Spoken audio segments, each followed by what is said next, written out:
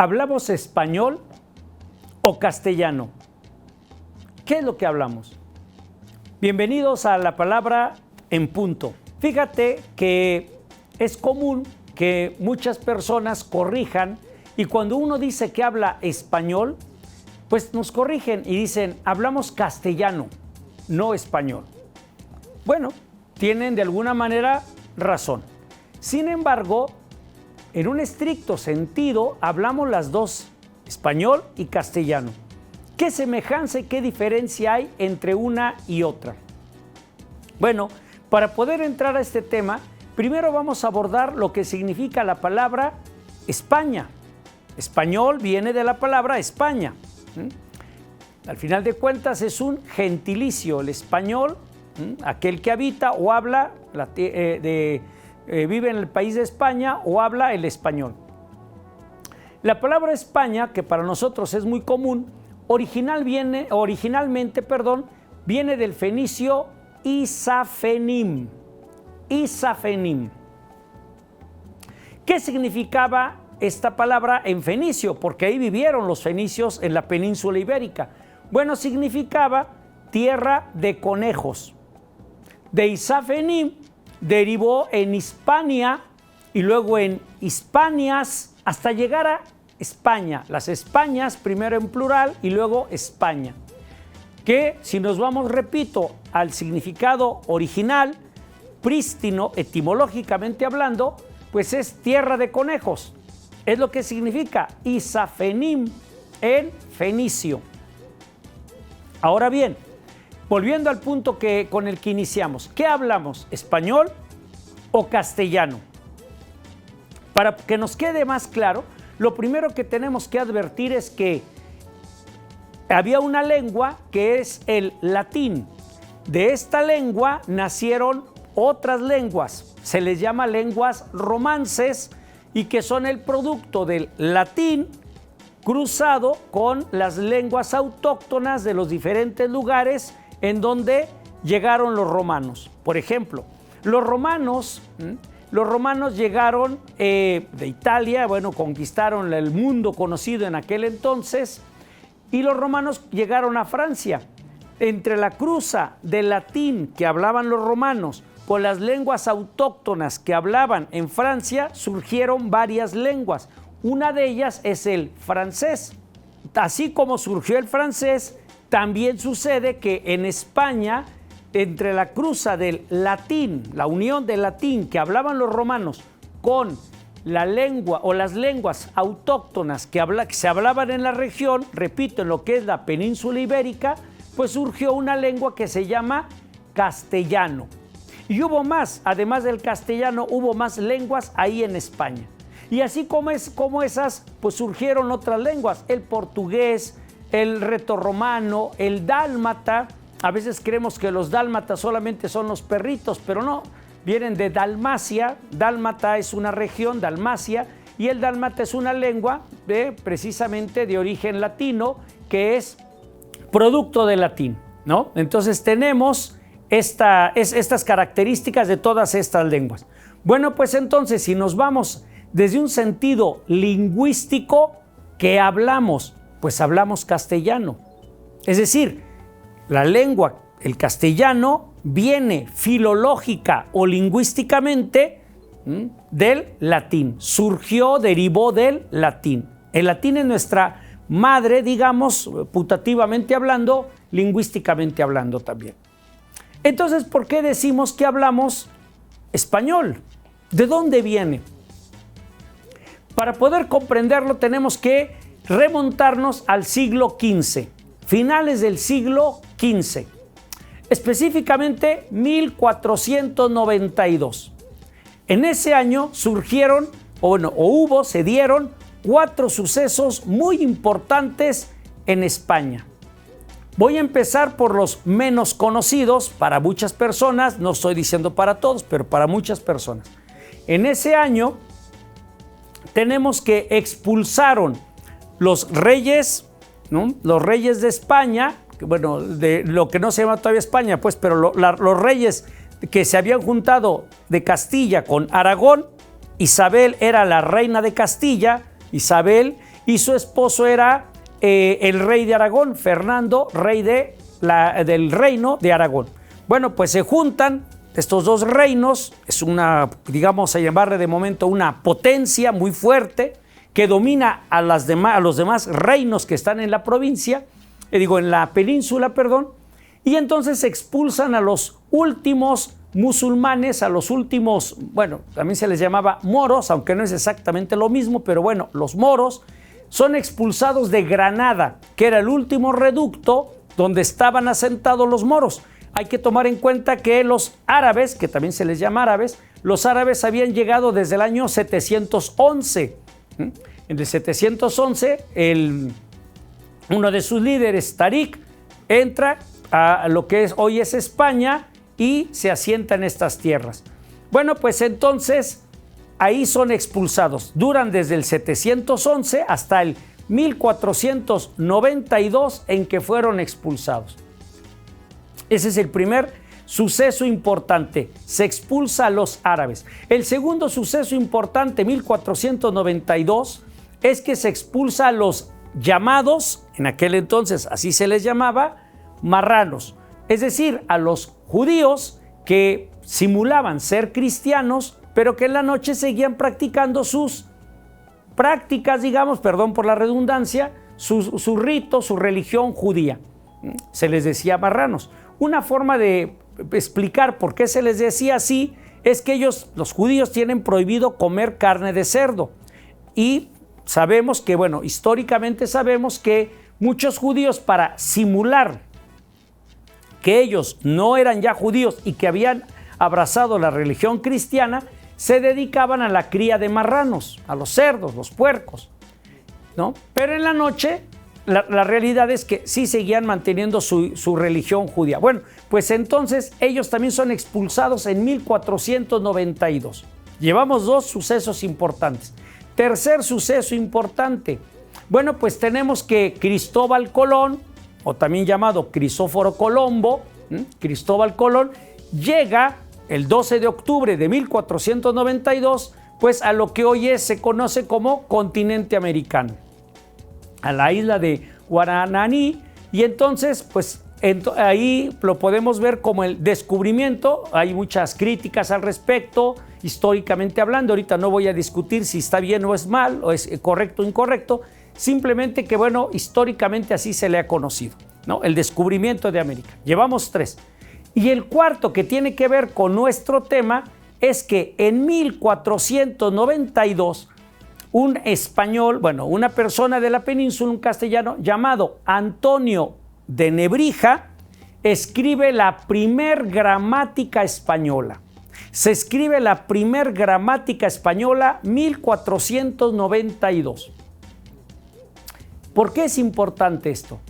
Bueno, porque al escribir la primer gramática española, se sientan las bases para que la lengua, en este caso el español, tenga reglas gramaticales y se sepa cómo escribir correctamente y no cometer fallos, yerros, errores, pifias respecto del idioma.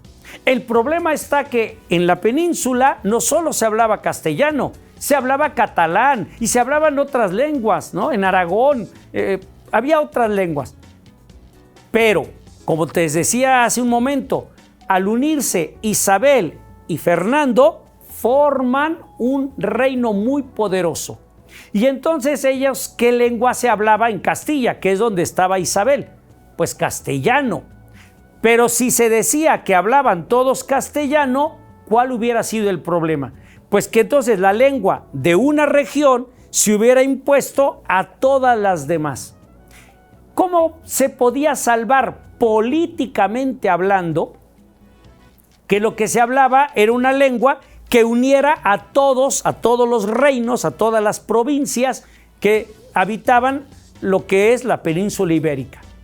Bueno, pues acudieron al origen del lugar donde vivían. Por eso empecé diciéndote, ¿cuál es el origen del lugar?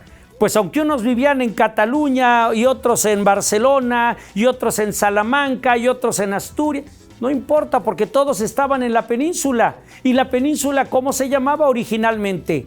Isafenim. ¿Y qué es Isafenim? Ya dijimos, tierra de conejos. En Fenicio, que ahí vivieron muchas personas, desde Tartesios y otros pueblos más. Bueno, pues entonces pusieron el nombre del idioma español, que procede de España y que España es Isafenim. Y de esta manera, lo que hablamos políticamente hablando es español. Sin embargo, si decimos filológica o lingüísticamente, pues lo que hablamos es castellano, porque el español no es un idioma. Sin embargo, es correcto decirlo porque ese es el nombre que se le dio, ¿no?, cuando se escribe esta primer gramática y posteriormente. Ahora, ¿por qué es importante? Porque ¿cómo se conquista a una tierra? Vamos a pensar de aquella época cuando llegaron los españoles a lo que hoy es nuestro continente. Sabemos que hay dos elementos de conquista, sin embargo muchas personas olvidan el tercero. ¿Cuál fue el primer elemento? Bueno, el primer elemento es la espada. Es decir, llegaron y por medio de la espada impusieron un determinado gobierno, impusieron impuestos, etc. Sin embargo, no es la única forma. También llegó la cruz, es decir, los frailes, la religión. Por medio de ella, bueno, lo que se logra, digamos, es que las personas, sobre todo los pequeños, pues fueran creciendo con esta idea de que ellos también, pues más que, digamos, de alguna nación indígena, pues eran cristianos, igual que los que habían llegado de Europa. Entonces todos eran cristianos, por lo tanto todos se veían con cierta relación o identidad, que eso es lo que va a formar después la identidad nacional siglos posteriores. Bueno, pero hay un tercer elemento. ¿Cuál es el tercer elemento con el cual se conquista definitivamente a un pueblo? La lengua. La lengua. Porque con la lengua las personas, ¿qué es lo que hacen? Hablan, piensan y ven el mundo, vamos a pensar así, ven el mundo, la realidad, a través de las palabras que conocen. No es lo mismo ver el mundo desde otro idioma que desde el idioma que uno lo ve. Porque cada idioma tiene particularidades muy propias. Voy a ponerte un ejemplo muy sencillo. Si yo dijera cuántos géneros lingüísticamente tenemos en español, todos diríamos 2. Los artículos masculino y femenino.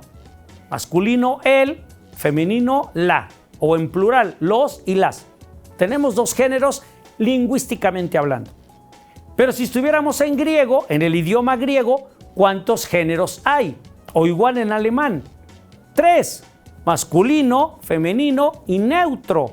El neutro no es ni masculino ni femenino, es neutro. Bueno, ya desde ahí se puede ver la realidad de manera diferente a solo verla desde 2 géneros, ¿no? También se tiene, por ejemplo, en otras lenguas un cuarto género que se llama dual, el género dual, que tiene que ver, por ejemplo, con 2 ojos, 2 orejas, 2 brazos, 2 manos, 2 piernas, 2 pies, etc. Es un género que para nosotros no tiene mucho sentido en español, sin embargo, en otras lenguas sí se utiliza y tiene bastante sentido. Bueno, pues entonces con esto podemos observar que lo que hablamos, voy a repetir, filológica o lingüísticamente es castellano, políticamente es español. Por eso, y te invito a que busques, que revises en los libros de primaria, de secundaria, o incluso en el Senado de la República, o en la página del INEGI, ¿no? Instituto Nacional de Geografía y Informática, bueno, Estadística e Informática. Fíjense ustedes que en todos estos instituciones, libros de texto, etcétera, ¿qué es lo que vamos a encontrar? Vamos a encontrar nombre del país y dice Estados Unidos Mexicanos.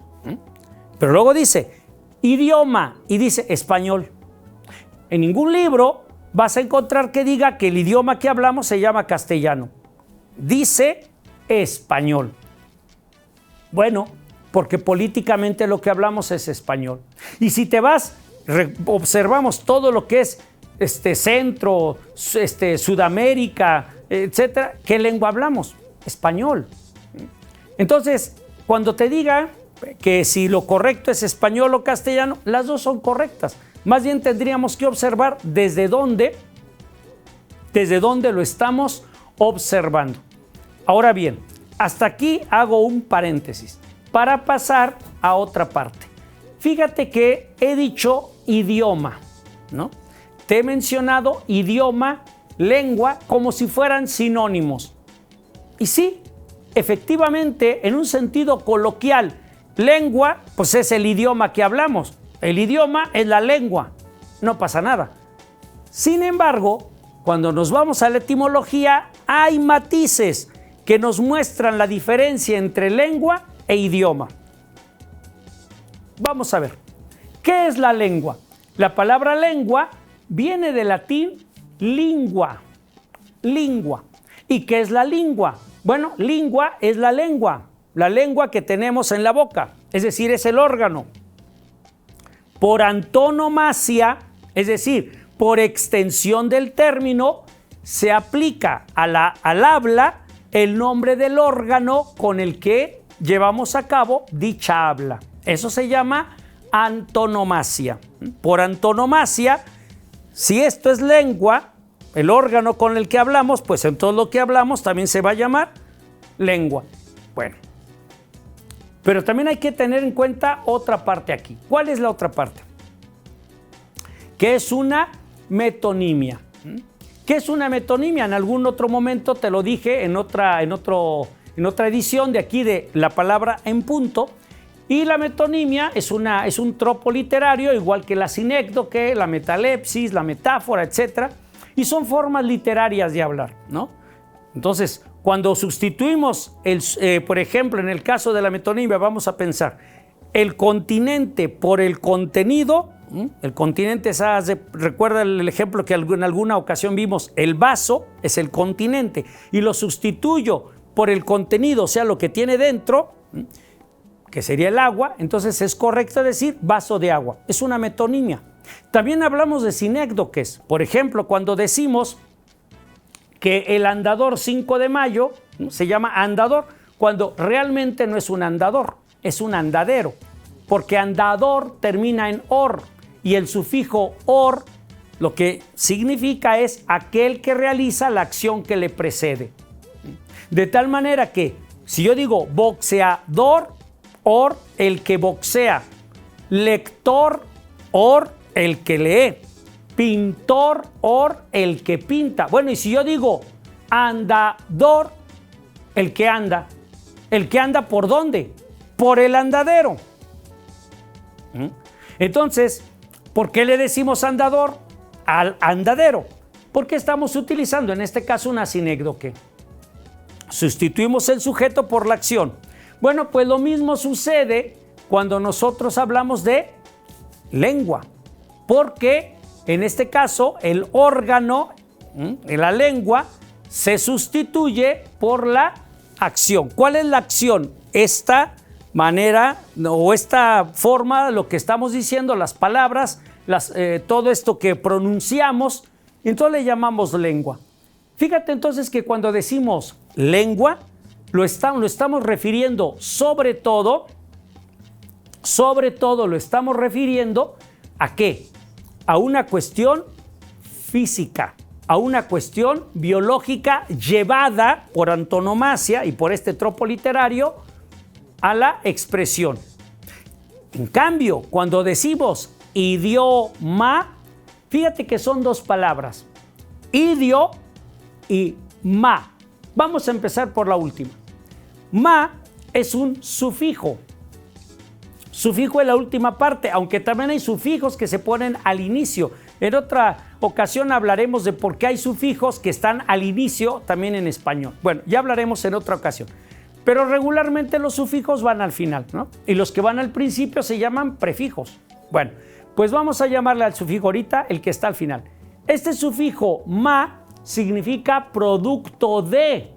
Entonces, si yo digo, por ejemplo, vamos a pensar, fonema, producto del fonos, foné, sonido en griego, producto del sonido. Lexema, producto del léxico, del habla. Gramema, producto de la grama, de la palabra, la escritura. Cinema, producto del cine, kine, movimiento, ¿no? De ahí viene la palabra kinestésico. Bueno, pues entonces si yo digo idioma, producto de idios. Ahora, ¿qué es idios? La palabra idios está en griego y significa separación. Separación. Esta idea de separación lo que viene a indicar es que, piensa cuando se originaron estas palabras, vamos a llamarle así, estos idiomas, hace siglos, ¿qué hicieron unos pueblos? Se separaron, unos por acá, otros por acá, otros por acá, otros más acá, otros acá. Al separarse, formaron naciones con culturas propias, creencias, religiones e idiomas propios. Idiomas propios. Esto hizo precisamente que tuvieran una identidad diferente a la de otros pueblos. ¿Por qué? Porque no hablaban el mismo idioma. Fíjate entonces que idioma no proviene de la lengua como en lingua en latín, sino que idioma proviene de la separación de unos pueblos con respecto de otros. Por un lado, al separarse, pues quedan aislados de la manera de hablar, de pensar de otras culturas, de otros pueblos. Pero al mismo tiempo fortalecen su propia identidad, fortalecen su propio grupo, su propia sociedad o comunidad. Bueno, pues entonces cuando decimos idioma, es mucho más profundo que cuando decimos lengua. Aunque, insisto, coloquialmente las dos son válidas, correctas, pueden sustituirse una por otra sin mayor problema, no pasa nada. Sin embargo, en este programa, como tú sabes, pues tiene todo el tinte cultural y lo que se busca es que pues Radio y Televisión Querétaro provea de esta información cultural pues a sus televidentes, que al final de cuentas están interesados en profundizar un poquito más en nuestra cultura.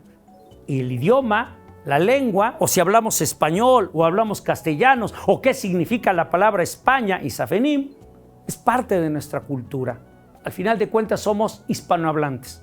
Y como hispanohablantes, me parece que es importante, quizá necesario para algunos, quizá no para todos, pero al menos importante, ¿no?, que sepamos estas minucias, llamémosle de momento, como dirían algunos investigadores en la UNAM, ¿no? Minucias del lenguaje, dicen.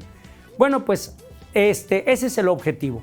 Ahora bien, pues no me queda más que agradecerte tu atención, tu presencia, pedirte que sigas estas transmisiones en Radio y Televisión Querétaro y que tomes en consideración que cuando hablamos,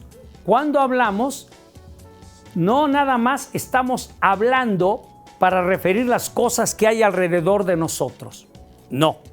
Cuando hablamos, lo que sale de nosotros es nuestro pensamiento, nuestro lenguaje, que en otra ocasión hablaremos la diferencia entre lengua y lenguaje. Bueno, es lo que forma nuestra identidad. Por ello, y voy a hacer un paréntesis, es muy triste cuando las personas solamente copian una moda, una palabrita que sale de moda, ¿no?, y la repiten en el número de veces sin saber lo que significa. Es como, y lo digo con todo el respeto, es como un titiritero, ¿no?, que juega con los títeres, ¿no?, y hace que se muevan, etc. En este caso, en vez de que se muevan, o sea, físicamente, que hablen. Nos ponen palabritas, palabrejas, y las repetimos sin saber lo que significa. Como gente pensante, al final de cuentas tendríamos que preguntarnos qué significa tal o cual. Bueno, pues nos vemos en una siguiente edición. Recuerda que también está el programa en YouTube, Martín Hurtado, y te espero en el siguiente programa de La Palabra en Punto.